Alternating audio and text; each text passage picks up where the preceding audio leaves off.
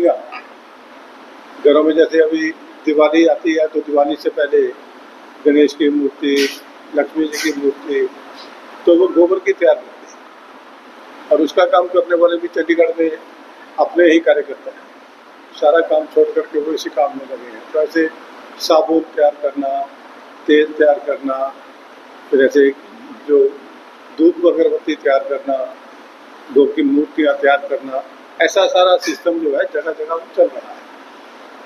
ऐसे ही एक गौशाला चंडीगढ़ में है, उसको गोचर गौशाला कहते हैं, गांव का नाम ही गोचर है, तो उसमें वो गौशाला है। वो तो बहुत सारे प्रोडक्ट्स इसके तैयार करते हैं। इसका तैयार किया हुआ साबुन इतना बढ़िया है कि आखिर मेरा लगभग बहुत सारी गौशाला में आना जाना रहता ही है। खुद भी गांव से हूँ, इसलिए गौओं की सेवा करना या उस काम में पहले से ही कोई ना कोई एक्सपीरियंस है। मिलना जुलना, गांव में भी अपनी गाय रहती है वो है, और गांव में जाकर के गांव के लोगों को तैयार करना कि भाई जितनी गौशालाएं हैं उसमें अपनी तरफ से जो तूड़ी है या चारा है वो फ्री दें वो, तो उसके लिए भी उनको तैयार करना, तो उनके साथ में बातचीत करना, ऐसा एक सिस्टम रहता है। लेकिन पूरे देश का जब हम ख्याल करते हैं तो जितने गोवंश हमारे पास चाहिए उससे बहुत पीछे है। ले दे करके अगर इस देश को प्रॉपर पालना है, चलना है, हर एक को प्रॉपर घी मिले या घी के प्रोडक्ट्स मिले, तो कम से कम नहीं तो 40 करोड़ गौओं का हिसाब तब हमारे देश में चाहिए जो दुधारू हो, दूध देने वाली, तब जाकर के ये सारा सिस्टम कर सकते हैं। लेकिन देखा जाए तो कुछ करोड़ों में गौएं तो हैं, लेकिन ज़्यादातर ऐसी गौएं हैं जो वृद्ध हो चुकी हैं या जिनको छोड़ दिया गया। और ये जो गौशालाएं हम चलाते हैं, प्रैक्टिकल में ये वृद्ध आश्रम वाला सिस्टम है, और हम तो वृद्ध आश्रम के शुरू से ही खिलाफ रहे हैं कि जब बच्चों को माँ बाप ने पाला है तो जब माँ बाप की बारी आती है तो बच्चों को पालना चाहिए, तो वृद्धाश्रम की तरफ क्यों बढ़े। लेकिन व्यवस्था कुछ ऐसी हो गई है कि भाई जनसंख्या को कंट्रोल करने के चक्कर में घरों में बच्चे ही एक एक दो दो रह गए हैं, और आगे तो वो भी आज कम होती जा रही है। तो इस कारण से ये जो वृद्धाश्रम बढ़ रहे हैं वो बढ़ रहे हैं। इसलिए ऐसी स्थिति में कहें कि भाई वृद्धाश्रम नहीं होने चाहिए तो वो भी गलत है, लेकिन प्रैक्टिकल में वृद्धाश्रम नहीं होने चाहिए उसके हम पक्षधर नहीं ऐसा। तो ऐसे ही गौशाला के भी हम पक्षधर नहीं। गौ जो है वो घर में पलनी चाहिए, और हर घर में गौ के लिए स्थान रहना चाहिए। पुरानी हमारी व्यवस्था है, गोचर भूमि हर गांव में छोड़ी गई थी, आज भी वो भूमि है, लेकिन उस भूमि को कब्जा कर रखा है। पंचायतें जो है उस पर अपनी फसल उगाती है या उसको ठेके पर दे करके अपनी कमाई के साधन बढ़ा रही है।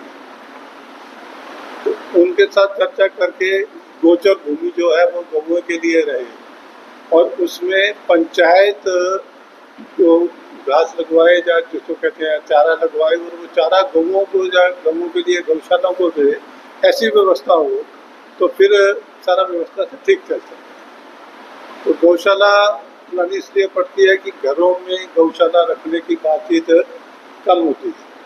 हम लोगों को लगता है कि सेवा उसकी करें जिसने कुछ देना है, तो गौ की सेवा उतनी देर करते हैं जितनी देर वो दूध देती है। जब दूध देना बंद कर दिया तो उसको निकाल देते हैं। तो फिर ऐसी जो गौएं निकली है बाहर सड़कों पे खेतों में घूम रही है, तो गांव वाले ही निकालते हैं। गांव के खेतों में जाकर के जब खेतों को खराब होती है तो फिर उनको शहर छोड़ देते हैं। शहर में एक्सीडेंट होते हैं, तो इसलिए हमें फिर कुछ लोगों के मन में ये बात आती है कि भाई अपने अपने शहर में अच्छी गौशालाएं हो, कम से कम गौ माता की सेवा हो, उसको एक जगह पर रख करके ठीक तरीके से उसकी व्यवस्था हो। तो इसलिए गौशालाएं जो है हमें खोलनी पड़ती है। लेकिन इसमें भी कोई अच्छा काम हम ढूंढ सकते हैं।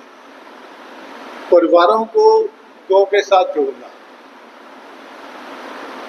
तो जितना भी गोवंश है हमारे पास, उतने परिवार हम अपने साथ जोड़ सकते हैं। एक परिवार अपने घर में गौ नहीं रख सकता, गौ की सेवा यही होगी, लेकिन उसका खर्चा वो करे और सप्ताह में एक बार वो गौ को मिल करके जाए। गौ को अपना वो उसके गले में जो पता डालना है वो अपना ला करके डाले, उसको अपनी निशानी बनाए, उसका नाम अपनी तरफ से रखे और उसके साथ उसका व्यवहार वैसा हो, हफ्ते में आकर के एक बार उसकी सेवा करके जाएं और उसका जो इतना भी खर्चा है उस खर्चे में वो गौशाला का योगदान। तो ऐसे परिवारों को हम सब लोग सम्राट लोग हैं, खुद तो कर ही सकते हैं, लेकिन बाकियों को भी इसके लिए तैयार करना कि वो गौ को अडॉप्ट करें, ये मान करके चलें कि ये गौ हमारी है, हमने अपने घर में पाली हुई है, लेकिन जगह ना होने के कारण से इसको गौशाला में रखा है, तो उसकी वहाँ आकर के वो सेवा करें, अपने बच्चों को लेकर के आए, उनके साथ संबंध हो, उसके साथ थोड़ा आकर के संडे वाले दिन 2-4 घंटे बिता करके जाएं गौशाला में। तो ऐसी एक व्यवस्था अपने यहाँ शुरू की। दूसरा, ये जो गौ के प्रोडक्ट्स हैं इसकी कुछ व्यवस्था, और गौ के नस्ल को संभालना, उसके ऊपर भी अपने प्रयास होने चाहिए। और अपना बहुत बढ़िया गौशाला है, तो इसमें गौ की नस्ल के सुधार का प्रोजेक्ट करना चाहिए। कहते हैं कि गौ जो है दूध नहीं देगी तब भी परिवार को बहुत बढ़िया पाल सकती है, सिर्फ उसके गौमूत्र और गोबर का हम सही तरीके से उपयोग। तो आज जिनका गौमूत्र चलता है, ऐसे गौमूत्र जो है वो 100 रुपये लीटर तक भी मिलता है। जैसे बाबा रामदेव जी का है, जहाँ जो दिव्य ज्योति जागरण वाले नकोदर में है, उनका गौमूत्र है, जहाँ उनकी गौएँ अच्छी हैं, तो वो 100 रुपये लीटर तक भी गौमूत्र जो है वो देते हैं। तो एक गौ जिसका गौमूत्र 100 रुपये लीटर बिक सकता है, या 70-80 रुपये लीटर भी हम कहीं भी बिक सकता है शुद्ध होने के बाद, तो वो 10 लीटर 15 लीटर गौमूत्र तो वो दिन में करते ही करती है। तो उसमें से अगर 7-8 को हम प्रॉपर माने कि भाई इसका उपयोग किया जा सकता है, क्योंकि शुरू वाला गौमूत्र जो है उसको नहीं लेते और आखिर में भी नहीं लेते, तो बीच में जिस समय फ्लो में होता है उस समय हम गौमूत्र लेते हैं, तो वो भी 5-7 लीटर गौमूत्र जो है एक गौ से मिल जाता है। तो एक घर में 300-350 रुपये की आय जो है डेली की, एक गौ माता से सिर्फ गौमूत्र का शोधन करने से ही हो सकती है। वाष्पीकरण करना या उसको दोबारा से ट्रीट करना, उससे हो सकती है। तो ऐसे लोगों में विचार भेजना, गौमूत्र है तो इसके गाय गोबर है तो गोबर के हम पत्तियाँ बनाते हैं। अभी उसके शमशान में जलाने के लिए लकड़ का उपयोग करना होता है, तो लकड़ कहाँ से लाएं? लकड़ मिलती भी है तो गीली लकड़ है, धुआं हो जाता है, मुर्दा जो है वो जल ही नहीं पाता।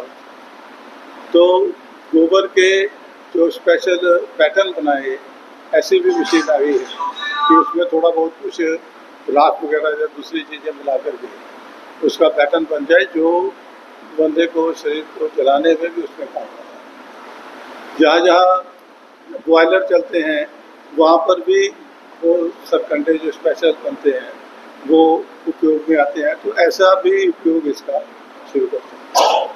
तो गौमूत्र से जैसे खेती के लिए जैविक खेती शुरू करनी है, तो गौमूत्र जो है उसमें कुछ चीज़ें मिला करके, थोड़ा गोबर मिला करके, थोड़ा गुड़ मिला करके, थोड़ी और 2-4 नीम चीज़ें मिला करके एक अच्छा जो पेस्टिसाइड तैयार हो जाता है, उसका उपयोग खेती के लिए होता है। जो गोबर है उसकी केंचुआ खाद बनती है, तो वो खाद भी हम अपनी तरफ से या बना करके उसको खेतों में उसमें बेच सकते हैं, घरों में बेच सकते हैं, छोटे छोटे पैकेट में लोग गमले लगाते हैं, किचन गार्डन बनाते हैं, तो उन सब में उसका उपयोग हो सकता है। तो ये हो रहा है प्रैक्टिकल में, बातें नहीं है ये। लुधियाना में हमारी एक गौशाला है गोविंद गोपाल, वैसे पंजाब भर में अगर मैं कहूँ कि सबसे अच्छी गौशालाओं में से है तो है गोविंद गोपाल। क्या नाम है? और लगभग 2,500-3 हज़ार के करीब उनके पास गोवंश है। और अंधे गोवंश जो कम से कम 50-60 ऐसे होंगे जो आंखों से अंधे हैं, उनकी भी वो सेवा करते हैं। और उनकी जो सारी गौशाला है वो मतलब कि ऐसे जैसे पूरे फर्श जो है वो मुँह देखने के लायक चमकते फर्श होते हैं, ऐसी पूरी व्यवस्था के साथ उन्होंने रखा होगा। और 2 मंजिली बनाई हुई है, नीचे भी है और ऊपर भी 1 मंजिल करके वहाँ भी 2 मंजिल डबल मंजिल है। इस तरह से। और उन्होंने अंधे जो पहली गौ माता उनके पास थी वो आंखों से अंधी थी, तो उस गौ माता की डेथ के बाद उस गौ माता की मूर्ति बना करके उन्होंने बाहर रखी। तो जब भी गौ में या गौशाला में कोई भी प्रवेश करता है तो पहले उस मूर्ति से आशीर्वाद लेकर के फिर वो आने।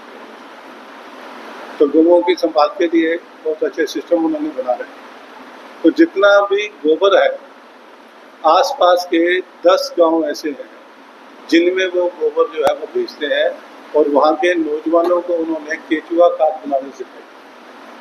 तो गोबर उनके पास जाता है, वो उसके बेड बना करके केंचुआ खाद पैदा करते हैं, और केंचुआ खाद पैकेट में फिर इनके पास ही वापस आती है।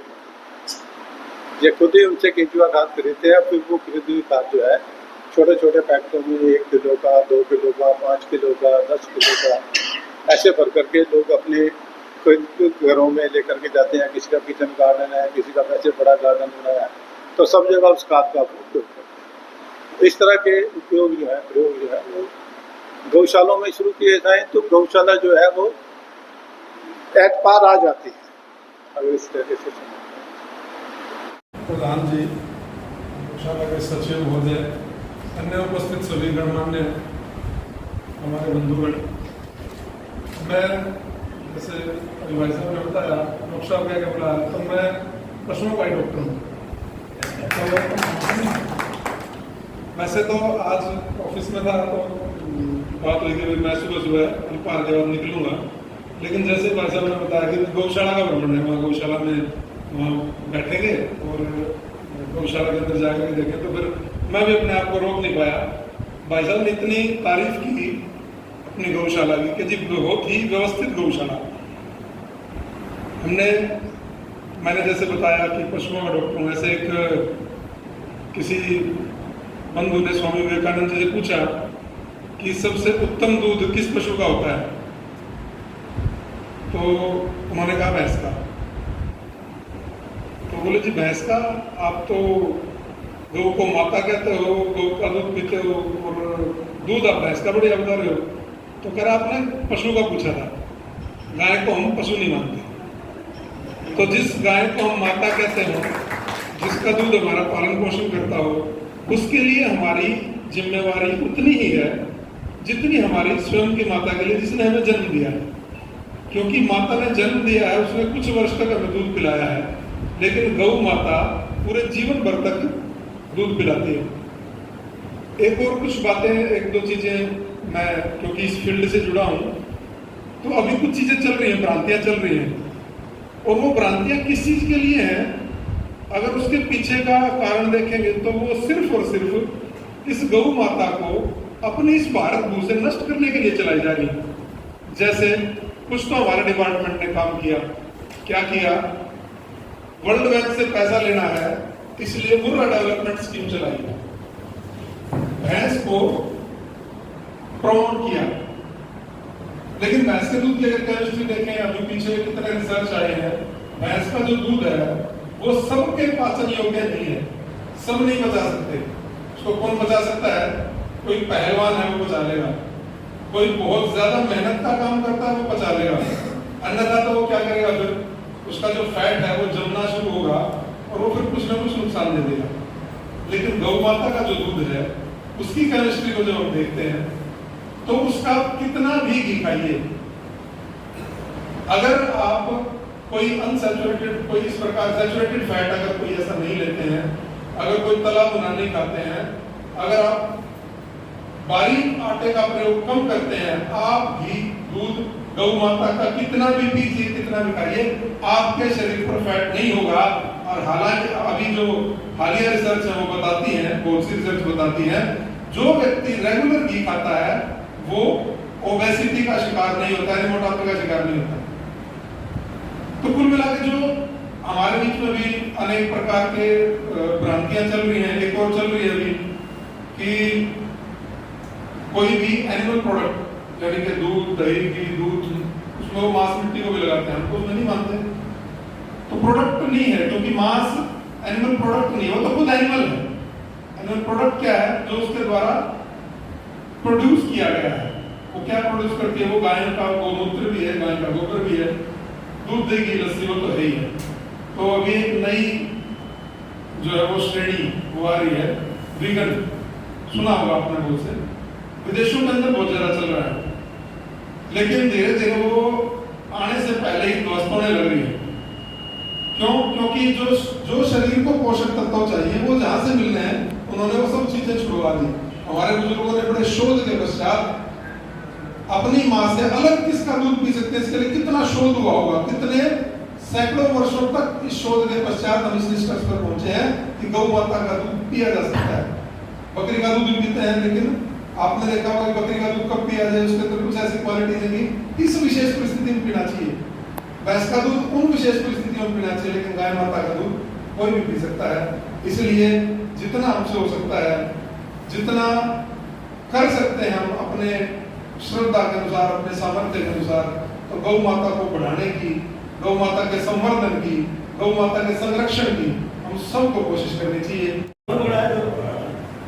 आज हमारे बीच में हमारे आदरणीय सरदार जसबीर सिंह जी, जो कि उत्तर भारत के सैन्य संपर्क प्रमुख हैं, इस गौशाला में पहुंचने पर चौधरी देवीलाल गौशाला कमेटी की तरफ से प्रधान श्री जोगिंदर कुमार जी और सभी सदस्यों की तरफ से बहुत बहुत हार्दिक अभिनंदन है, हार्दिक स्वागत है। हाँ जी, आगे आ जाए। बहुत बहुत अभिनंदन है आपका, जोरदार तालियां।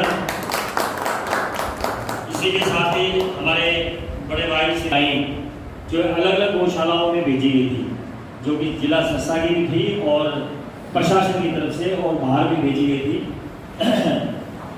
उस समय यहाँ लगभग 2.5-3 फुट जगह नीचे थी और बाद में समय समय पर शहर के दानी सदनों में सहयोग देते रहे, राजनीतिक भी जो है हमें सहयोग देते रहे। और पिछले दिनों में लगभग 3 वर्षों में जो सबसे ज़्यादा हमारा गौशाला को सहयोग रहा है वो हमारे आदरणीय प्रोफेसर गणेशी लाल जी, पूर्व राज्यपाल उड़ीसा, उनका यहाँ लगभग 7-8 बार भ्रमण भी हुआ है, आना भी हुआ है और गौशाला को लगभग 40 से लेकर 45 लाख के माध्यम से हमें गौशाला को सहयोग भी मिला है, जिसमें हमने बैंकों में खर्च किया है, श्याम बाबा का मंदिर बना है उसमें खर्च किया है और गौ माता के सुविधा के लिए जहाँ जहाँ खर्च हो सकता था और एक एम्बुलेंस भी हमारे को उन्होंने दी है। तो कहने का भाव यह है कि समय समय पर हम राजनीतिक नेताओं को भी बुलाते रहते हैं, जितना भी हो सकता है उनसे सहयोग देते रहते हैं। इससे पूर्व जी भी यहाँ पहुँच चुके हैं, श्री चौधरी रंजीत सिंह जी भी यहाँ आ चुके हैं और श्री अर्पित जैन जी एसपी जो सिरसा थे, उनका भी यहाँ कई बार भ्रमण हो चुका है और समय समय पर यहाँ अधिकारीगण भी आते रहते हैं। और हमें बड़ी खुशी हुई जब ये कथुरिया जी ने आज से 3-4 दिन पूर्व एक विचार रखा कि हमारे आरएसएस के सैन्य संपर्क उत्तर भारत के आए हुए हैं और आपसे मिलना चाहते हैं। तो मैंने सुझाव रखा, ठीक है मेरे पास आओ, वेलकम, लेकिन मैंने कहा अगर गौशाला में रखेंगे और पहले फैक्ट्री का प्रोग्राम बनना था मेरी फैक्ट्री का, तो मैंने कहा वहाँ भी कोई दिक्कत नहीं है, लेकिन यहाँ रहेंगे तो हमारे साथियों के साथ भी परिचय हो जाएगा, मिलना भी हो जाएगा। सबसे बड़ी बात तो यह है कि गौशाला घूम भी देंगे और इनके हाथों से, क्योंकि ये देश हित में प्रचार कर रहे हैं। आरएसएस संघ का काम क्या है? संघ का काम ये है कि देश हित में जो काम हो वो उस काम में ये जुड़े हुए हैं, इन्होंने अपने आप को समर्पित कर रखा है। तो हमारे मन में ये भावना आई कि यहाँ आने के बाद एक इनके हाथ से गौ सेवा भी हो जाए और इनके हाथ से हरा चारा और गौ माता को दलिया वगैरह भी खिलाया जाए, तो इससे बड़ा पुण्य, इससे बड़ा सौभाग्य नहीं हो सकता। और आज हम बड़े सौभाग्यशाली हैं कि हमें इनका दर्शन करने का मौका मिला, इनकी बात सुनेंगे, इनके विचार सुनेंगे और इनके जो जीवन में अनुभव है ये हमारे साथ शेयर करेंगे और हम प्रयास करेंगे भविष्य में कि उन जो ये हमारे साथ बात शेयर करेंगे उस मार्गदर्शन पर चलकर कुछ न कुछ राष्ट्र हित में, देश हित में कुछ कार्य करें। और वैसे इस गौशाला का पूरा प्रयास रहता है कि भारत के हित में, समाज के हित में जो भी कार्य हैं हम उनको आगे बढ़ चढ़कर करने का प्रयास करते हैं।